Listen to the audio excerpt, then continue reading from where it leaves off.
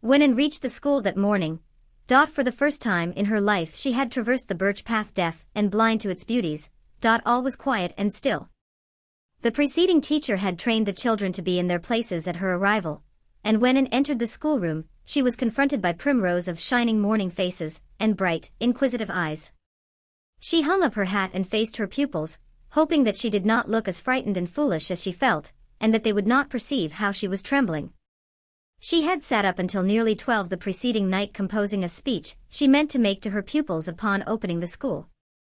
She had revised and improved it painstakingly, and then she had learned it off by heart. It was a very good speech and had some very fine ideas in it, especially about mutual help and earnest striving after knowledge. The only trouble was that she could not now remember a word of it.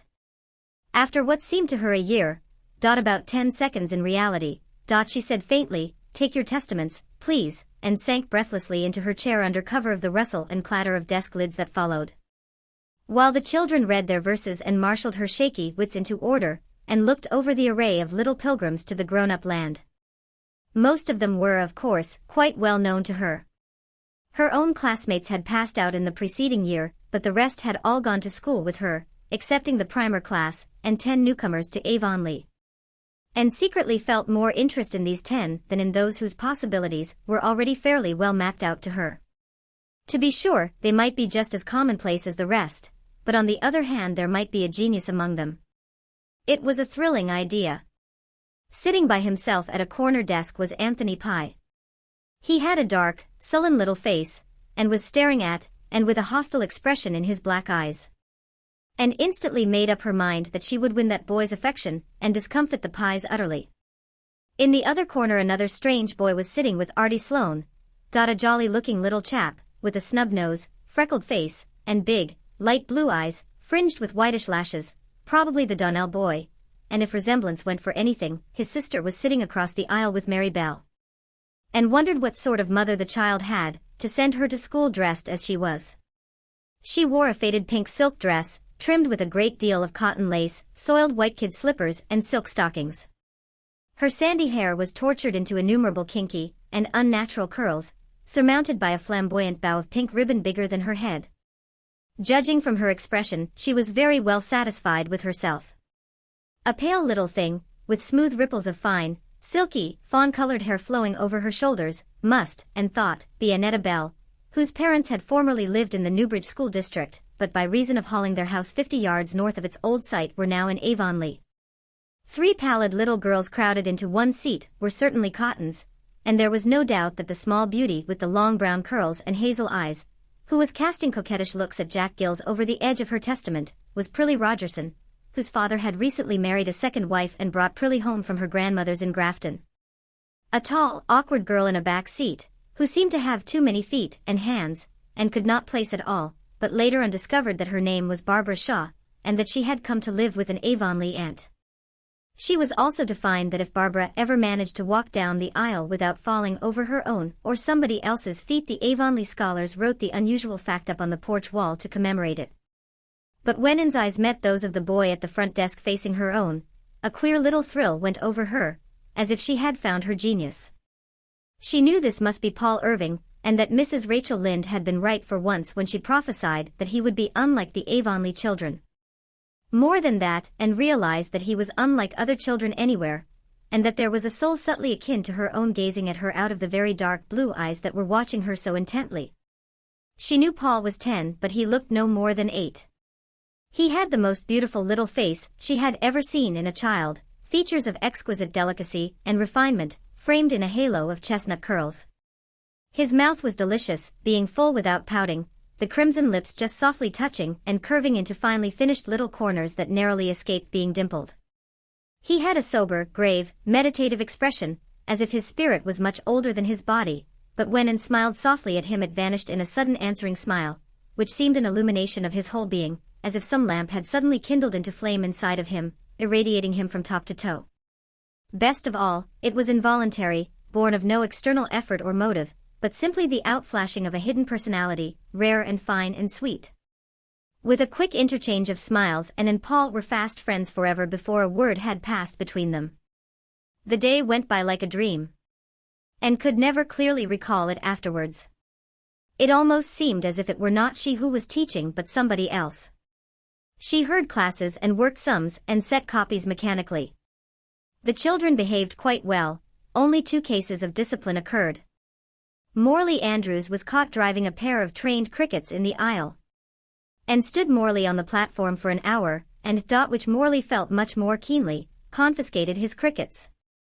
She put them in a box and on the way from school set them free in Violet Vale, but Morley believed, then and ever afterwards, that she took them home, and kept them for her own amusement. The other culprit was Anthony Pye, who poured the last drops of water from his slate bottle down the back of Aurelia Clay's neck, and kept Anthony in at recess and talked to him about what was expected of gentlemen, admonishing him that they never poured water down ladies' necks. She wanted all her boys to be gentlemen, she said. Her little lecture was quite kind and touching, but unfortunately Anthony remained absolutely untouched. He listened to her in silence, with the same sullen expression, and whistled scornfully as he went out, and sighed, and then cheered herself up by remembering that winning a Pye's affections, like the building of Rome, wasn't the work of a day. In fact, it was doubtful whether some of the Pyes had any affections to win, but and hoped better things of Anthony, who looked as if he might be a rather nice boy if one ever got behind his sullenness.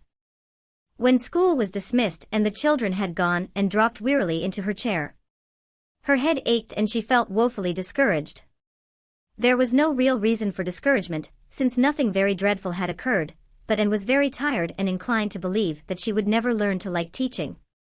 And how terrible it would be to be doing something you didn't like every day for, well, say 40 years. Anne was of 2 minds whether to have her cry out then and there, or wait till she was safely in her own white room at home. Before she could decide, there was a click of heels and a silken swish on the porch floor, and Anne found herself confronted by a lady whose appearance made her recall a recent criticism of Mr. Harrison's on an overdressed female he had seen in a Charlottetown store. She looked like a head-on collision between a fashion plate and a nightmare. The newcomer was gorgeously arrayed in a pale blue summer silk, puffed, frilled, and shirred wherever puff, frill, or shirring could possibly be placed. Her head was surmounted by a huge white chiffon hat, bedecked with 3 long, but rather stringy ostrich feathers. A veil of pink chiffon, lavishly sprinkled with huge black dots, hung like a flounce from the hat brim to her shoulders and floated off in 2 airy streamers behind her. She wore all the jewelry that could be crowded on one small woman, and a very strong odor of perfume attended her. "I am Mrs. Donnell, Mrs. H. B. Donnell," announced this vision, "and I have come in to see you about something Clarice Almira told me when she came home to dinner today. It annoyed me excessively." "I'm sorry," faltered Anne, vainly trying to recollect any incident of the morning connected with the Donnell children. "Clarice Almira told me that you pronounced our name Donnell." "Now, Miss Shirley, the correct pronunciation of our name is Donnell, accent on the last syllable. I hope you'll remember this in future." "I'll try to," gasped Anne, choking back a wild desire to laugh. "I know by experience that it's very unpleasant to have one's name spelled wrong, and I suppose it must be even worse to have it pronounced wrong." "Certainly it is. And Clarice Almira also informed me that you call my son Jacob." "He told me his name was Jacob," protested Anne. "I might well have expected that," said Mrs. H. B. Donnell, in a tone which implied that gratitude in children was not to be looked for in this degenerate age. "That boy has such plebeian tastes, Miss Shirley. When he was born I wanted to call him St. Clair.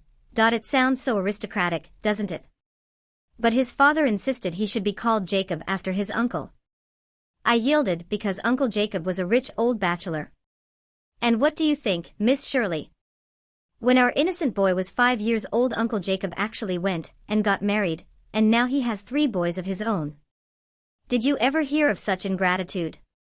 The moment the invitation to the wedding, for he had the impertinence to send us an invitation, Miss Shirley, came to the house, I said, 'No more Jacobs for me, thank you.' From that day I called my son St. Clair, and St. Clair I am determined he shall be called. His father obstinately continues to call him Jacob, and the boy himself has a perfectly unaccountable preference for the vulgar name. But St. Clair he is, and St. Clair he shall remain. You will kindly remember this, Miss Shirley, will you not?" "Thank you. I told Clarice Almira that I was sure it was only a misunderstanding, and that a word would set it right." Donnell, accent on the last syllable, and St. Clair, on no account Jacob. You'll remember. Thank you. When Mrs. H.B. Donnell had skimmed away and locked the school door and went home. At the foot of the hill she found Paul Irving by the birch path. He held out to her a cluster of the dainty little wild orchids which Avonlea children called rice lilies. Please, teacher, I found these in Mr. Wright's field, he said shyly, and I came back to give them to you because I thought you were the kind of lady that would like them, and because, he lifted his big beautiful eyes, I like you, teacher. You darling, said Anne, taking the fragrant spikes. As if Paul's words had been a spell of magic, discouragement and weariness passed from her spirit, and hope upwelled in her heart like a dancing fountain. She went through the birch path light-footedly, attended by the sweetness of her orchids as by a benediction. Well, how did you get along? Marilla wanted to know.